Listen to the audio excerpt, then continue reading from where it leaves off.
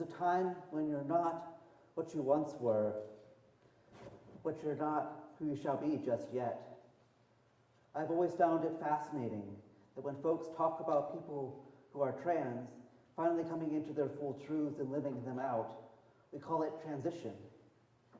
My transition has a beginning February 26, 2019, if we go with the traditional date of when I started taking testosterone. There's something wise about calling it transition, because transition gives us a sense that something is ongoing. I guess in one way or another, we're always transitioning, always transforming in some way. In some way, our whole lives here on earth are an in-between time, from our moment of existence to the moment we draw our last breath. We're in between the here and now and the afterlife. In the gospel today, we see the transformation of these 10 humans and all we know about them, so that they have got leprosy and have been defined by it. Much in the same way people in jail are called prisoners. They're defined by the notion of being a felon. But God knows that we are more than that. We are more than the choices that we've made. We are more than our mistakes, our pasts, our joys, our sorrows, and our relationships. We are more. We do not know when these people contracted leprosy and how long they endured pain and exile. But it doesn't really matter if it was 10 days ago or 10 years ago. Any amount of time being treated and defined by a choice you made or an illness you have is too much time. I don't know what your narratives are, but mine are this idea that I'm a slacker or lazy or stupid because I have executive dysfunction caused by ADHD. It's not always others who define us by a thing we have done or a choice we have made. We do it to ourselves, too. These in-between times are also times of resurrection, of being made new. These people who had been defined by their leprosy were now no longer defined by it. This time from unclean to clean is a blurry line, especially when the concept of being clean or unclean is defined by your culture or your religion rather than your own transformation, resurrection, and healing. For one of the 10 people, they turned back to praise. For the other 9, we don't know what happened.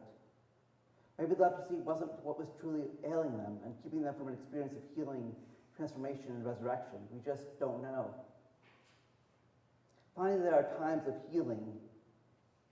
Healing not just of physical ailments, but return from exile to community, from fear to faith. Return to the wholeness we lost somewhere along the way, as others treated us differently for one reason or another. And it shaped our experiences of the world. You get told something enough times, and you'll believe it regardless of whether it's true or not. Which is why I still stand by that Pluto being a planet is true, but I digress.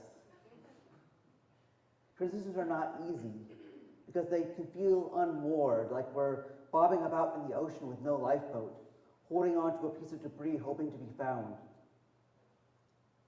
Before we can hold ourselves up no longer, I think maybe what makes transitions so difficult is we come to expect certainty in our lives. We come to expect to be sure of ourselves and our decisions. We forget that with every transition, there is loss. With loss, there is grieving to be done. Maybe the other 9 people had grown used to their lives as outcasts and didn't know what to do now that they were released from the bonds of their illness. But God made the days and the nights, the dawns and the dusks. From the very beginning, there were transitions. Every day there are transitions. Every day we cross through the borderlands of neither here nor there, this nor that. The only way to avoid change is to never exist. As its existence comes with a price.